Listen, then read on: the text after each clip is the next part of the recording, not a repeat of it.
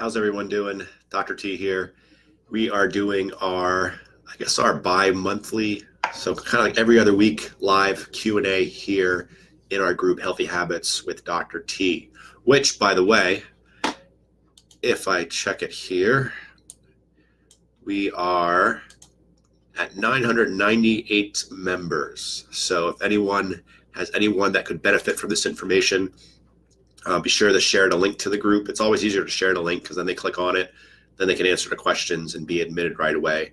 Otherwise, if you just add them, they kind of sit in Facebook group limbo for about a month, and then it kicks them out. So if you know anyone that could benefit from this information, that they'd enjoy it, that they would maybe follow it or maybe eventually follow it, because it takes a little while to hear a message before you kind of put things into action. But anyone at all that could benefit from this information, go ahead and send them the link to this group and invite them to it. And that way they can receive the same benefits that you guys are.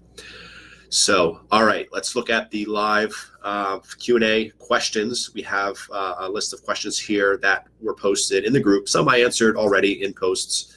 I answered it by replying to the comments, but I also want to do it through this format as well because it allows me to expand upon some of those thoughts versus just whatever I can type out, especially often being on my phone.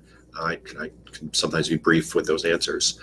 So first question here from Lori, and this came through a couple days ago. She says, discussions in relations to migraines and how food, drink can be the root cause. And then a follow-up question is, will the stool test that we do help identify and rid potential causes? So first of all, with the relationship between migraines and how food and drink can trigger it.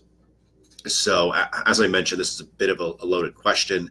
It's hard to respond to in a written format. It's probably just as difficult to respond to in a video format or a verbal formats, but we'll give it a try here. So the question is, how do we relate migraines and headaches? We'll just call headaches in general. How does that relate to what we eat and what we drink? And I would say there's a few different possibilities there. One is having a food allergy or intolerance. Some people will call it a delayed onset allergy. So the concept of food intolerances or food delayed onset allergies, which will contrast the difference between that and an immediate onset allergy. So that's like a peanut allergy. So if someone gets exposed to peanuts or peanut dust, they go into immediate anaphylaxis. Their tongue could swell up, their lips could swell up, and they need an EpiPen, for instance. So that would be immediate onset allergy. That's what most people are used to when we say food allergies. But what we're talking about here is a delayed onset or more of a food intolerance and not necessarily an immune reaction to it, like in the case of the peanut allergies.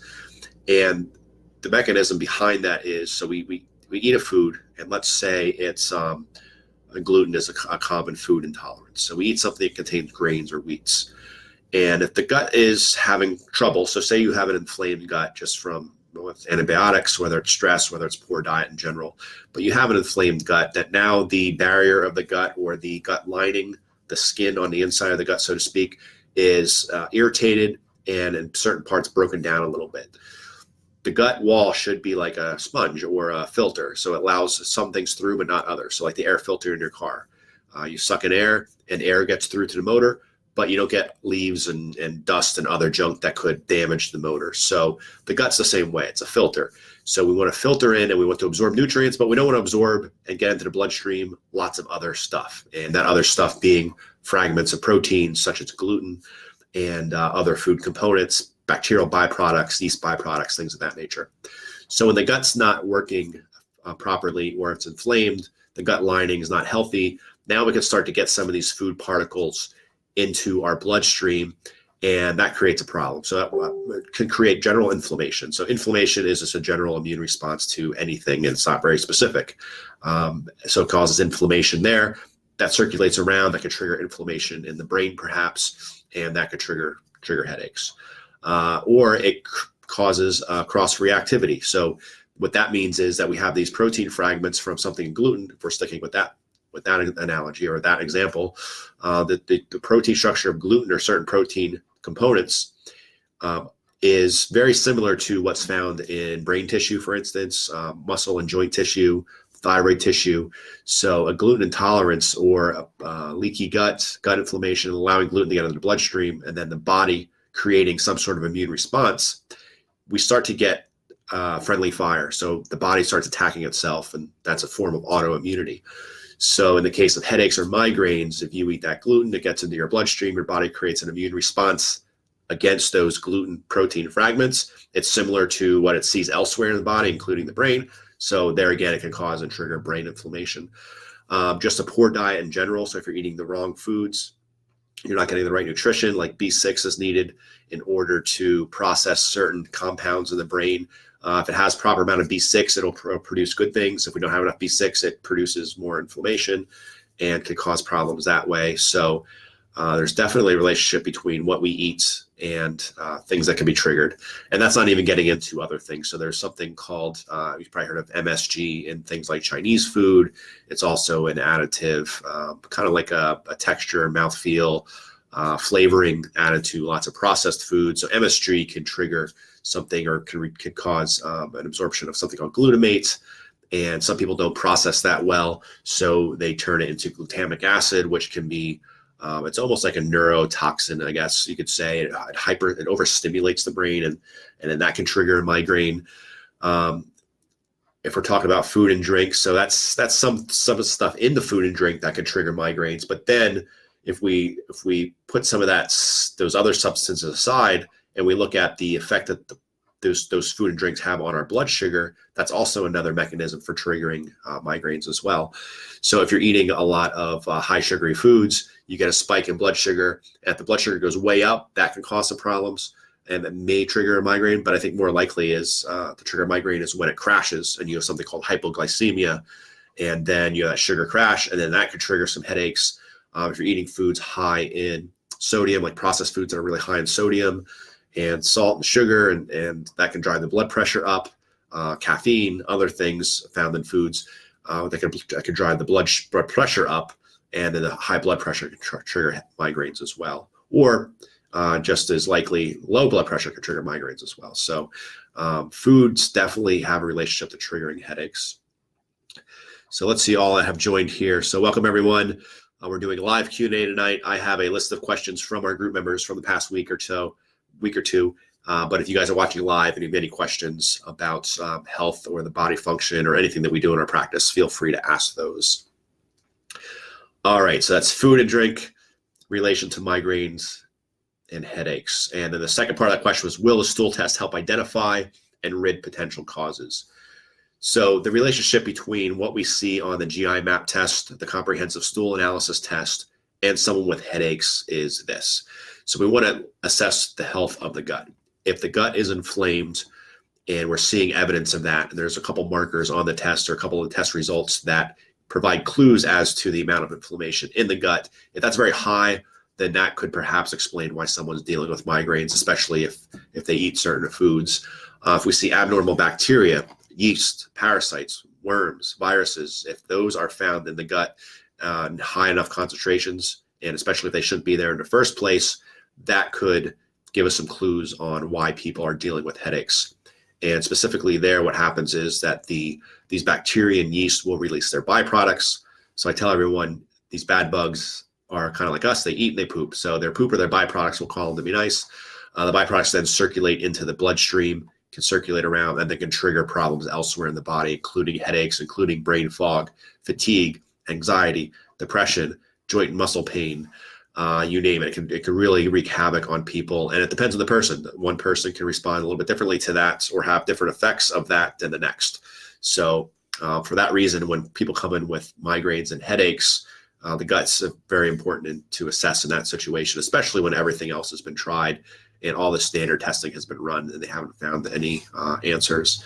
The other thing we see in there is that if we have multiple different types of organisms, so multiple different types of gut bugs, then we suspect that their gut balance or gut health isn't good in general, and that can lead to other issues like heavy metal problems, other toxicities, because really our good gut bugs, if we have proper gut function, including the microbiome, including those gut bugs that live in our body and help us, if that's all working well, then we can really we're really resilient, and we can withstand exposure to toxins. We can withstand exposure to bad gut bugs and other things and make it through. And it never really makes it to us. So it's almost like our first line of defense in a way.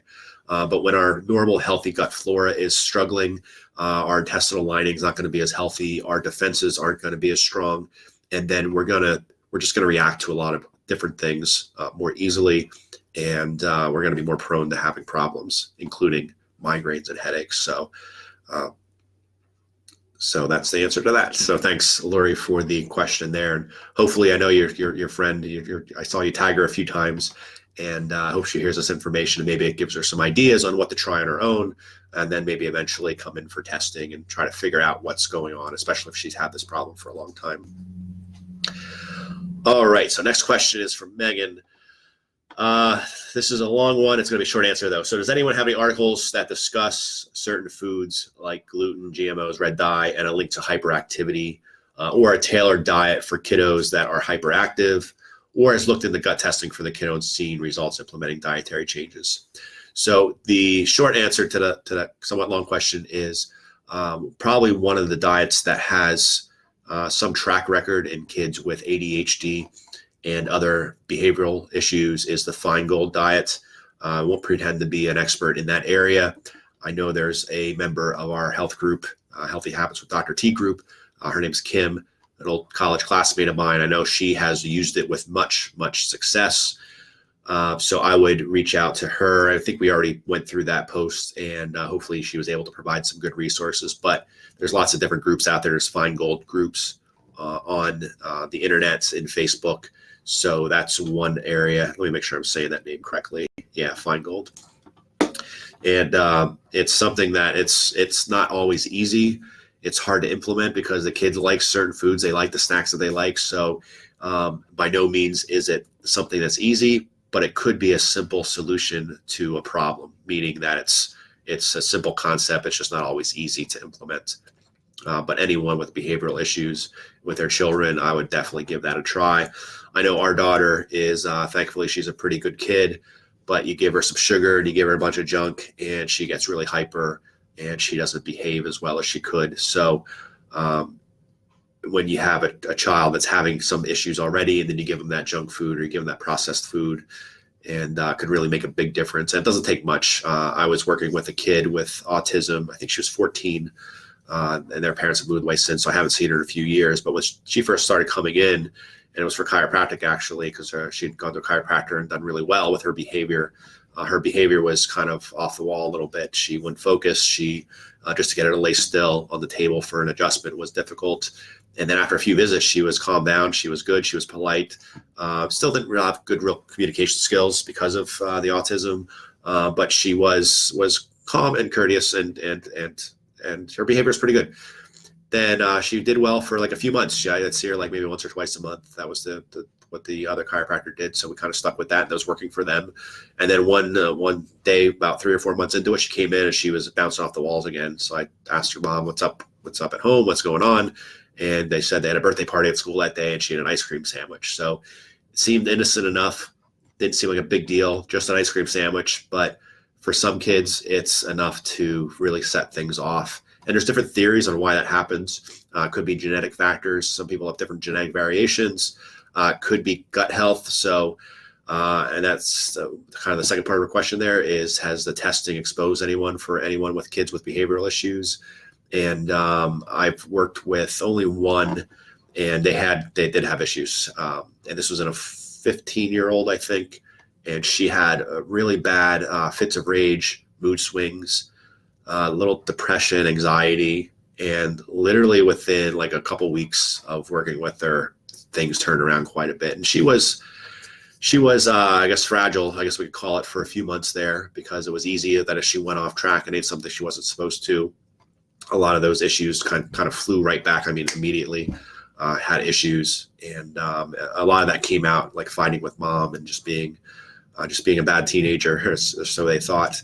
But when she was on point, when she was following her diets, and she was doing really well, and she behaved really well. Now she's a couple years later. Now she's graduated high school and going off to college. So hopefully she continues to follow that. And thankfully she found this out sooner than later. Otherwise, who knows what happened going forward. So that's real rewarding for me is to be able to work with someone like that, catch them now while they're young.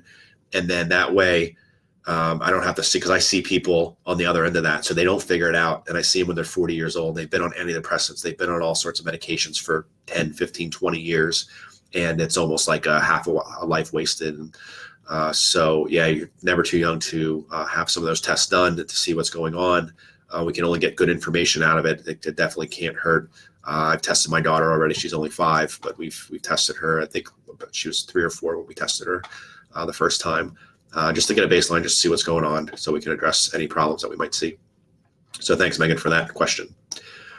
All right, next up, and for those of you joining in, if you have any questions, I will answer those on the spot live. So if you're watching, you have something that comes up, even if it's a follow-up question to something I say, go ahead and post those. I think I'm seeing the scroll here, so I will keep an eye on the feed here and answer those. Otherwise, we will answer some of the questions that are have already been asked over the past couple weeks in the group.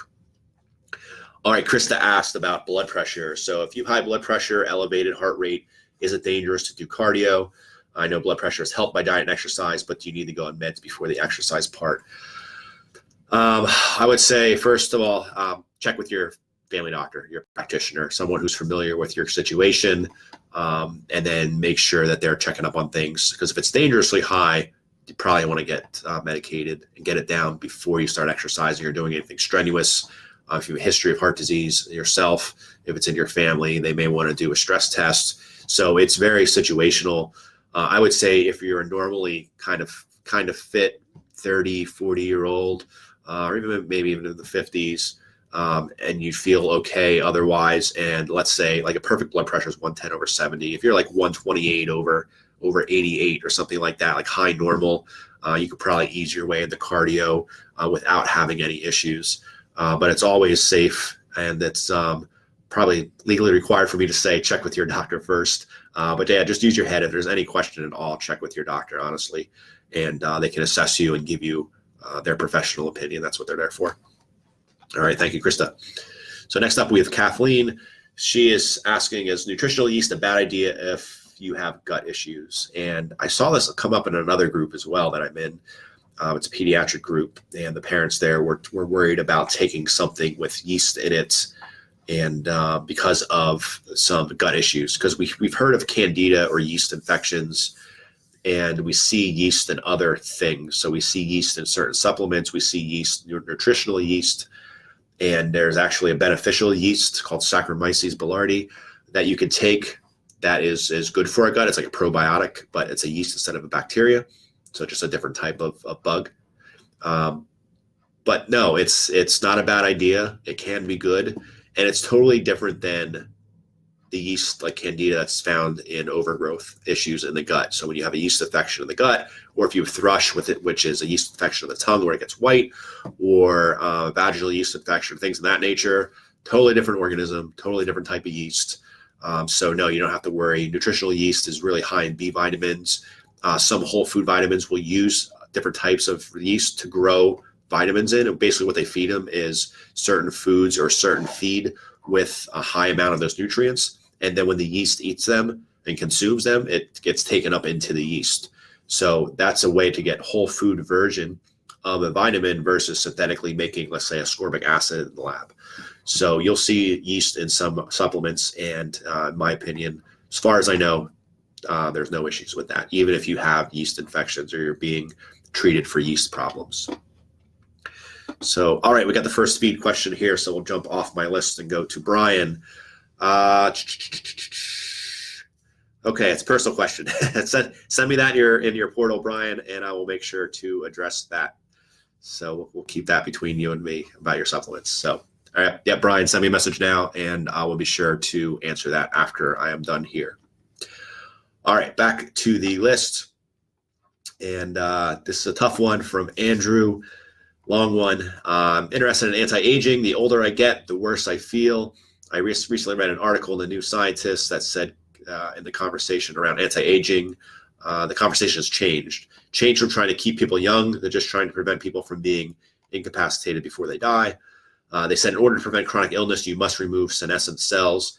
Does your blood chemistry test for these types of cells? And if so, what are your thoughts on senescent cells? And do you see a correlation? Is it legit or is it all hype?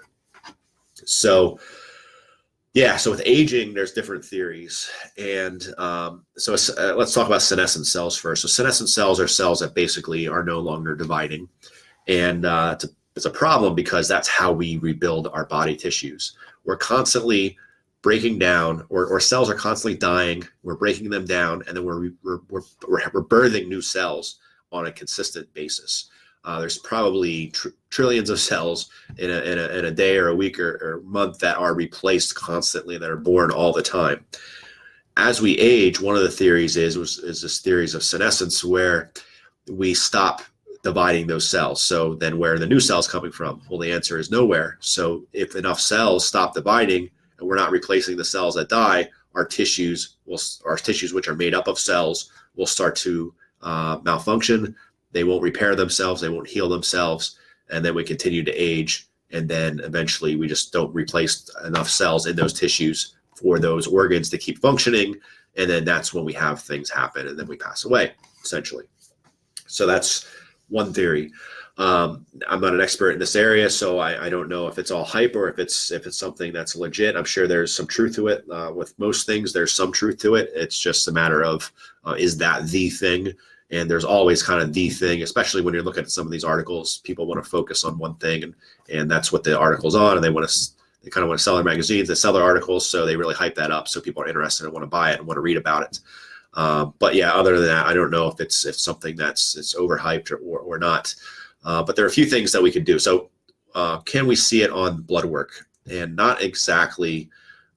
Perhaps we could see there are definitely markers or test results in blood work, like a complete blood cell count or a metabolic panel, that show if cells are breaking down at a faster rate. So perhaps there are some of those tests that might reflect some of this going on, or the test that we use, the blood chemistry calculator, that uses a predictive kind of algorithm. It will actually predict if your telomere length is shortening. And that's similar to senescence in a way. It could be related. I don't know exactly. Again, I'm not an expert in this field, but telomeres are like the caps for our DNA.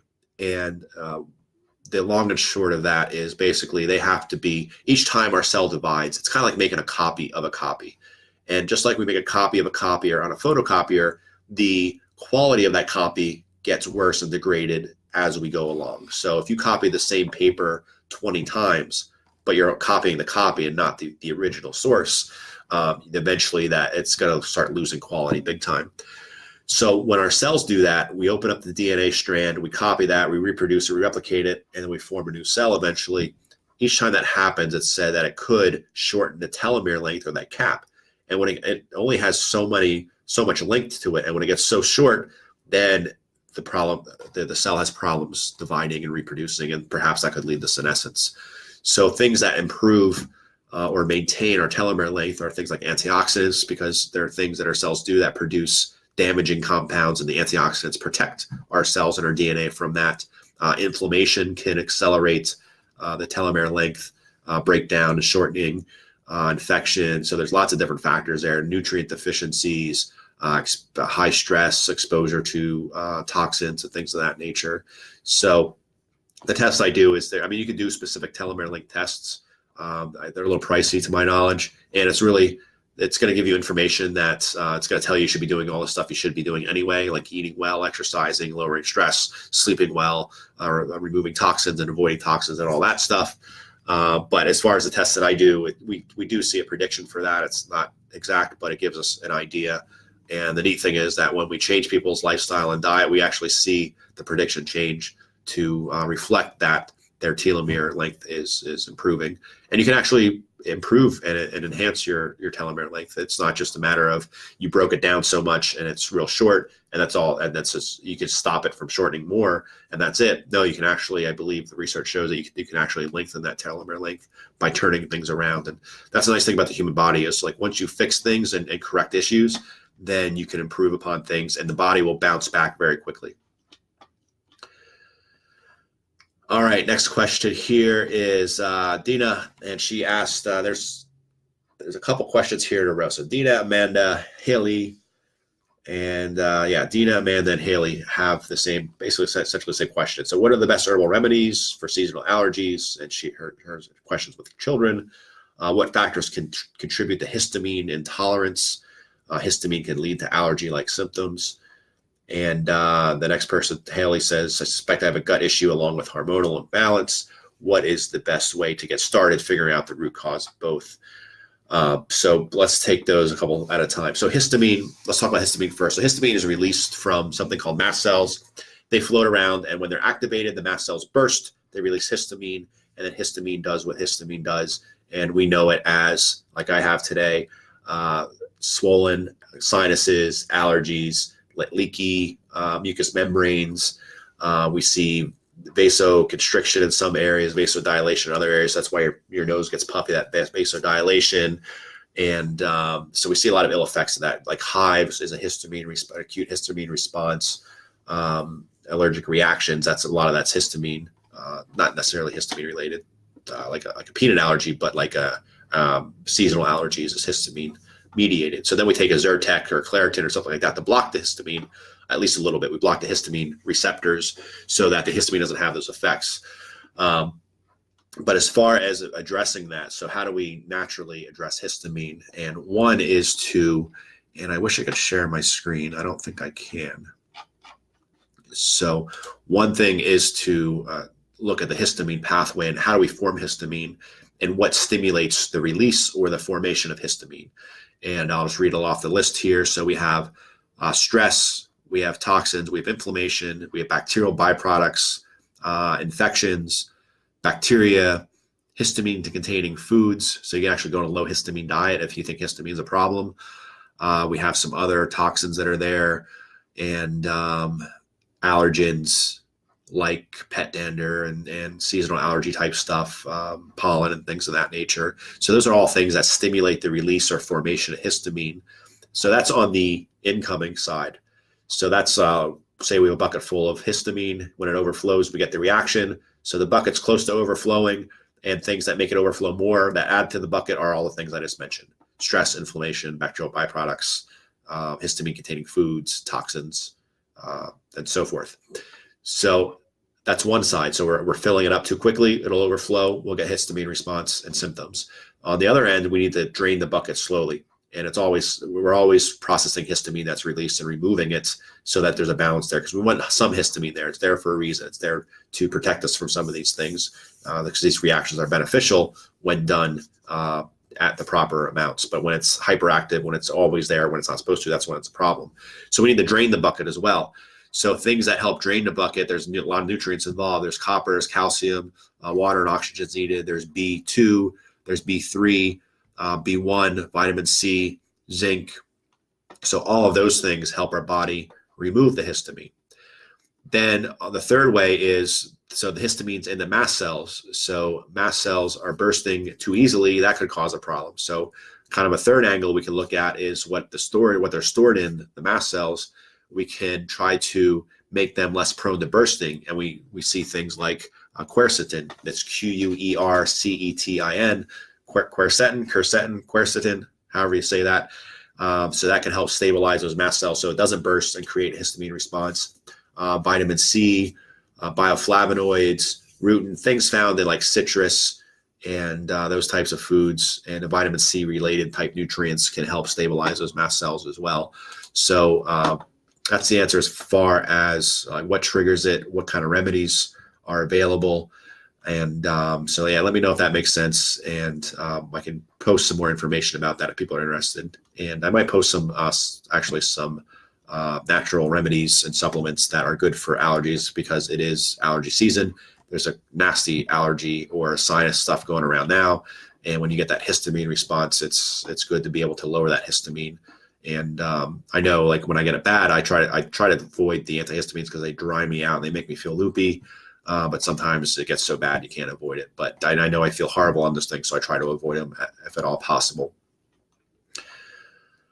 All right. And then Amanda, so part of her question was, how is it cured? And the answer to that is, it's not always easy, but it's investigating some of those root causes that we mentioned. So if you have an infection, underlying infection that's chronic, that your body's not fighting getting rid of, you can try to get rid of that. Certain supplements can help your body's immune system and help weaken those either bacteria or virus to help your body get rid of them and restore balance.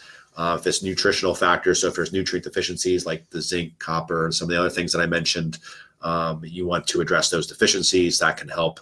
So you just want to try to address any of those root causes that we can, and try to handle it that way. For some people, they just lack the enzyme that breaks down histamine, or because of their genetic variations, they don't break down histamine very quickly. And in those cases, you could take supplement to help boost that enzyme. It's called DAO, diamine oxidase. So that could be an option as well. But you always want to try to get to the root cause first, because just like with medications, you can get hung up on treating symptoms with supplements. And that's maybe slightly better than medications, because usually the supplements have less side effects. But at the end of the day, you still want to always try to get to the root cause. So if that's a nasty overgrowth of bacteria in your gut and that's triggering histamine release, then you want to get rid of that instead of just taking something like quercetin or DAO to try to solve that. So, all right, got a couple questions left. I'm losing my voice.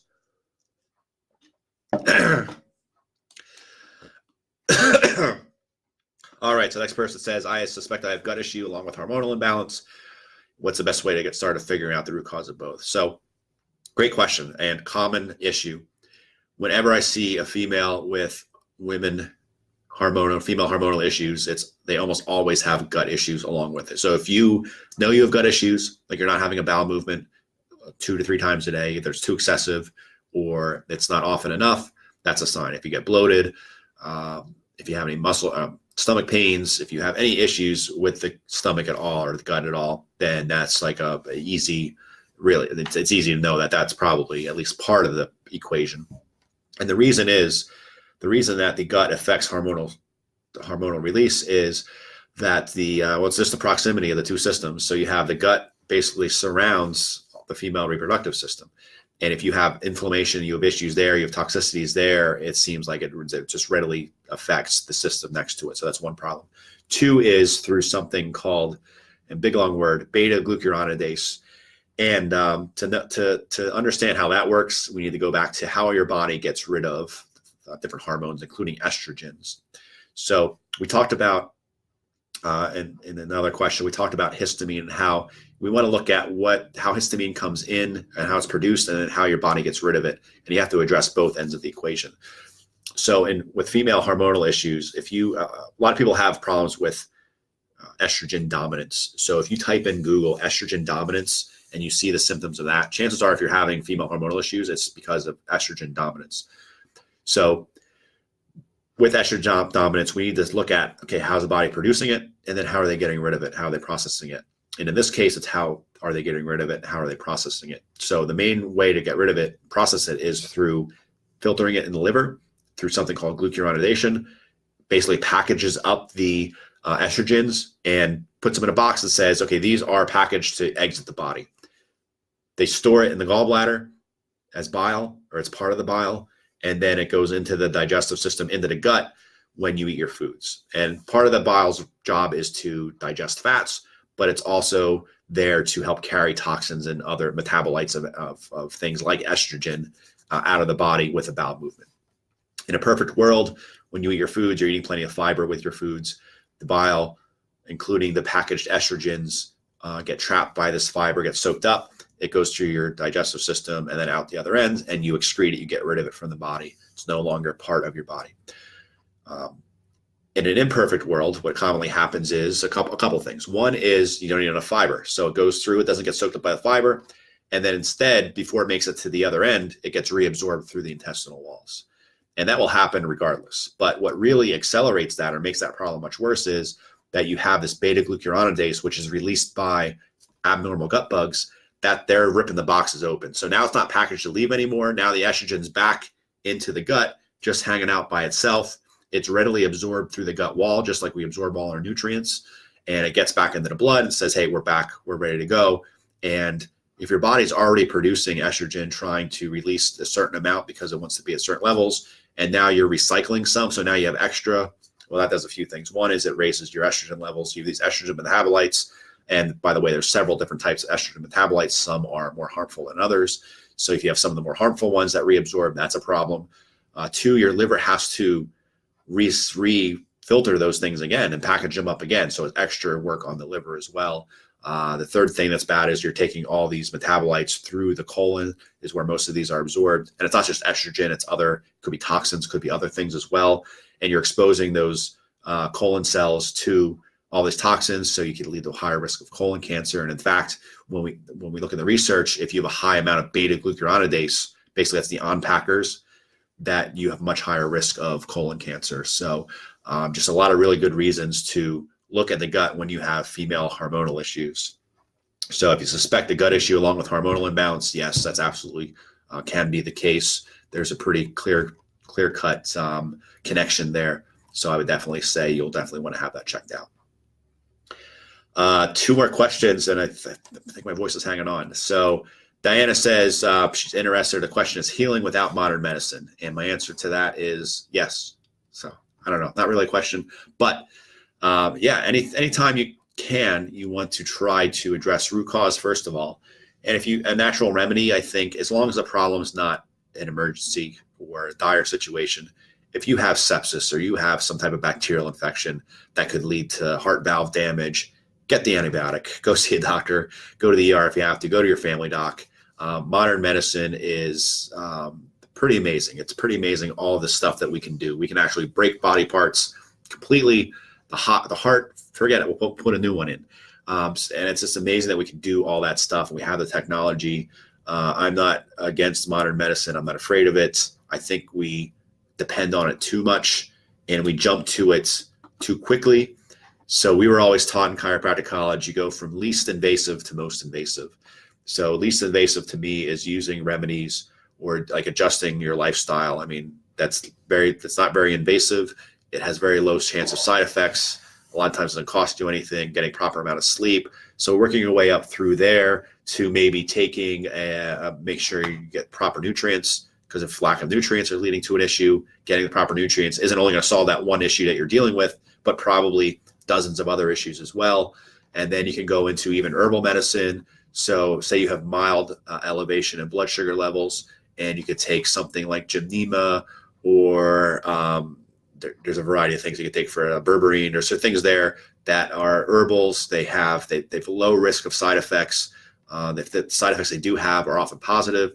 So, and if that solves the problem along with diet and other things, then great. And then, okay, if you're still having issues, you have high blood pressure, your blood sugar is just way too high, and it's becoming at a point where it could be causing damage. Well, then go on the meds and get it figured out. Go on the meds and then come up with a plan to get off the meds eventually. That's the other thing too. I think doctors and patients, they jump too quickly to medicines, to modern medicine, including medications, and then they rely too heavily on them long-term with no plan to get off them. And I always tell people, if you're ever put on a blood pressure pill or a pill for diabetes, the next question should be, all right, doc, we're going to do this short term. What's the plan to get off of this? And if they don't have an answer, then you see someone like me, or you research on your own, or you fix your diet on your own. And then eventually it gets to the point where you don't need the medication anymore. Then you go back to the doc and say, all right, I've been doing really well with my diet. I lost 30 pounds.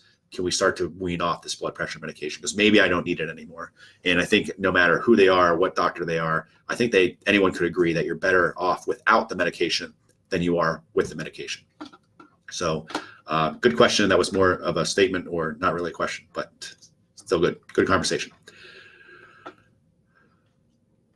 All right. So we got one more from Kathleen, and anyone else live that's watching. There's a couple of people on now. If you have any questions, I'll be happy to answer them right away. Other than that, I have one more question, and it's a tough one, I think. So Kathleen had a follow-up to the migraine ones. I have 3 migraines and also headaches nearly every day for a week. What can I do? Good question. So there are a few things. It all goes back to address the basics first. So you have headaches. So make sure all your needs are being met. So are you well hydrated enough? Are you drinking plenty of water?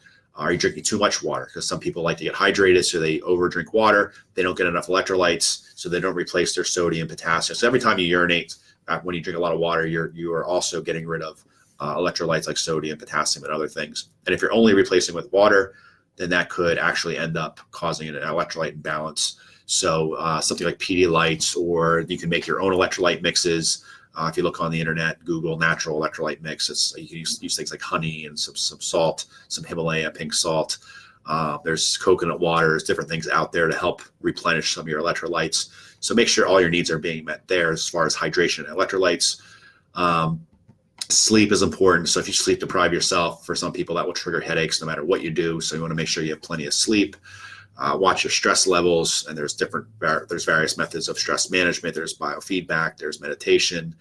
Put in some headphones, type in meditation for migraines on YouTube, and there's probably going to be 100 results. And it's just a matter of picking one that jives with you and a voice that's soothing to you, and a person that seems like they're skilled in what they do. So you could do that. You could work trigger points in the back of your head. So if your muscles are really tight in the back of your head, you can address those. So those are just some things that I would look at. Blood sugar levels bouncing around will trigger migraines. So you want to make sure you're eating meals that consist of a proper balance of fats, carbs, and proteins. You don't want them all to be just simple carbohydrates or sugars. I would say never just eat something that's made of carbohydrates by itself. Always mix it up. Get those fats in there, get proteins. Don't just have a donut, for instance. Don't just have a bowl of oatmeal, for instance. If you're going to have oatmeal, put in a bunch of nuts and seeds. Maybe some like an egg. Some people break an egg and throw it in there and mix it up quick.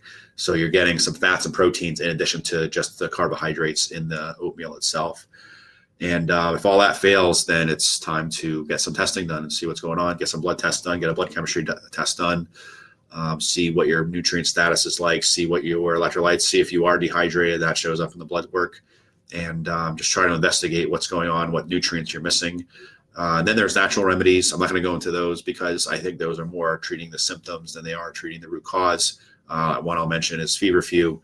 If that provides relief, great. But I think to rely on that is just as wrong as just taking a medication for it on a daily basis. So I hope you feel better, Kathleen. Some of it is the pressure change. So if you have sinus issues, if you have congestion, and then we get, like we did on Sunday nights, we had raging thunderstorms. The temperature went from like 95 degrees to like 60 in like 20 minutes. I'm sure there was a barometric pressure change. A lot of that stuff, a lot of that environmental stuff will trigger those headaches as well. Sometimes a sauna can help. So whether it's a dry sauna, infrared sauna, hot shower. So it's whatever you can do. I know there's not really a right answer for everyone. It's just a matter of what works for you. So hopefully I give you some ideas to investigate. And again, if you're still struggling, you're having problems, it's an ongoing problem, then you probably be the perfect case to see someone like myself to try to get things figured out. All right, the voice is lagging, powering through. Last question here. It's a tough one. It actually was like number 3 on my list, but I saved it for the end. And that's from Megan. It's, what's your why?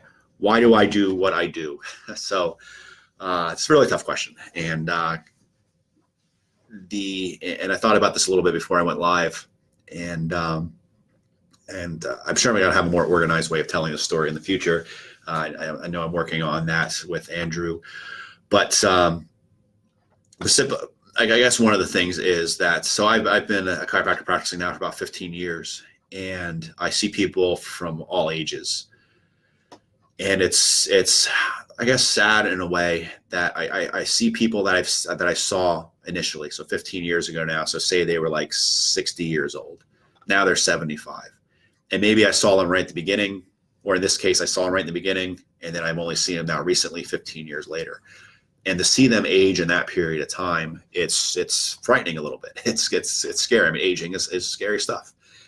And I see the ones, especially, not everyone ages poorly, but you see the people like smoke, you see the people that don't love life. I mean, I think that's the number one factor, is if you don't love life, you don't have a purpose. I don't care what you say. I think that's more detrimental to your health and well-being and your aging than anything else, pretty much anything else. But you see these people, they don't love their life, they don't have any purpose, and they really age. I mean, there have been people that, even new patients, so they come in, I've met them for the first time. I go through the whole intake, we treat them, we send them on their way, and as they're walking out the door, I'll look at their chart, and then I'll say to my secretary up front, I'll say, how old do you think that person is? They're my age, and she'll guess something like 10 years or 15 years older. But it really, the way we live, it really affects our are aging, and we can have a big impact on that. So one of my whys is, personally, I know I want to live a long, healthful life, and I want to age well, just so we can be around for our families. I mean, it's like anyone else. You want to see your kids grow up. You want to have energy. You want to feel good. You don't want to spend your life in poor health. And I see that with a lot of my patients. They come in for back pain, they come in for neck pain, my chiropractic patients, but they also have like diabetes. They also have arthritis really bad. They have heart disease. I have a few examples I know of that. I know these people worked all their life, they retire, and then they have like a stroke like a year later. And I just don't want that for anyone. So personally, for my family, maybe it's selfish, that's one of my whys. For my parents, and I know that I know how hard they worked all their life, and my dad worked hard physical labor for most of his career, and I want to see him take advantage of his retirement. And it's awesome because I don't know if he's watching now, but he was really overweight when he retired, probably up around 280, 290. I know the last few years of work, he was working like 5 10-hour days or 6 10-hour days, whatever it was. Get up, go to work, drive home, eat, and go to bed. And you could see that wore on his health. But the nice thing is that he's a perfect example of turning things around. And he got in really good shape. We joined the gym. We started working out together. He started eating really well. He went on our metabolic reset diet, lost like 30 pounds. So now he's probably around 242, better shape than he was probably 10 or even 15 years ago, or even more than that. So it's one of my whys is to help me and my family, and then help other people do the same thing. Another thing that struck me as far as my why is that, I guess it was about 12 years ago now, I joined Help Out organization on their board. It's called Schuylkill County's Vision. And one of the things we talked about there, we worked with a research group, and they were somehow involved with something called the county health statistics. And if you've never looked these up, go ahead and do that after we're done here. But the county health statistics website has health stats on every county in every state in the United States. And when I was on the board, it was the first year they came out. And one of the things we saw was that Schuylkill County was like 3rd to last and 5th to last in both of their rating systems. So one was health factors, the other one was health outcomes, and it wasn't good. And a lot of the other ones near the bottom of the pile were in urban areas like Philly and Pittsburgh. And so maybe they have an excuse because they don't have access to farmers markets. They don't have access to great hiking trails like we do. They don't have access to good foods all the time, especially depending on what area people live in those urban areas. But what's our excuse? So some of it could be poverty. I'm not discounting that, but I think we can do a lot better. So one of my whys was, okay, I've been to other areas between grad school and doing my internship, and I have colleagues in other areas, and they have wellness doctors, functional medicine docs, and it seems like they just have more of that around and available to people. And we really didn't have this back then, 12, 14 years ago. There might have been one doc doing something kind of like functional medicine. And believe me, I remember thinking to myself, I wish there was a functional medicine doc around or someone that did this so I could refer patients to them. Because at the time, I wasn't so interested in that. I was still just starting chiropractic, and I was getting more involved in the physical injuries and sports injuries and stuff like that. And it was just, functional medicine was just so over my head that I just couldn't imagine myself doing it. So, but it got to the point where, okay, no one else was doing it. I continually talk to patients, my chiropractic patients, day after day. They have IBS, they have chronic fatigue, they have all this stuff. And I asked, well, what's your doctor doing for it? And it's like, nothing. He just said, just keep doing what I'm doing. Or maybe they're on a medication. Well, how's the medication working? Is it helping you? I don't really notice a difference. And I knew based on my training that I could do something for these people. So then they basically just jumped right in and decided to do it and take the reins and get the training done. It's taking the better part of 10 years to really become comfortable with it. And I think I know what I'm doing now for the most part. And I never will completely. And you talk to like any of my mentors that are functional medicine doctors, we know the more you know, the more you realize you don't know what the hell's going on with the human body. So it's just a matter of trying to do your best and seeing how people respond. So, all right, let's see. So yeah, Jess is right there. Jess is our health coach, Jess Tarleton. Yes, me too. So glad you brought FM to Schuylkill County. Me too. And me and Jess, it's funny because she didn't know I was doing this stuff. She saw something from one of my mentors that was doing functional medicine, and then realized like, hey, she's got someone right here in town that's doing the same thing that he's doing. And then we hooked up that way. So it was kind of interesting how that all worked out. So, all right. I appreciate you guys watching. And if you're watching a replay, if you have any questions, go ahead and put those in the comments. Send them to me through private message. Either my personal Facebook's fine. I don't mind if people contact me through there, although it might go to other folder if you're not a friend of mine, or my professional page. buddy@drtuchinski.com is another way to submit questions. Coming up in a week, hopefully in a week, we've got the slide deck ready. We're going to do case study number 2. We're going to talk about Rosemarie, and she is a great case, chronic fatigue. She had some kind of weird issues with the heart, some anxiety, some issues with handling stress. And I just saw her yesterday, and basically all that stuff was gone within like a month or so. There were some other additional things like flushing and the heart palpitations, stuff that took a few months, but she responded super well.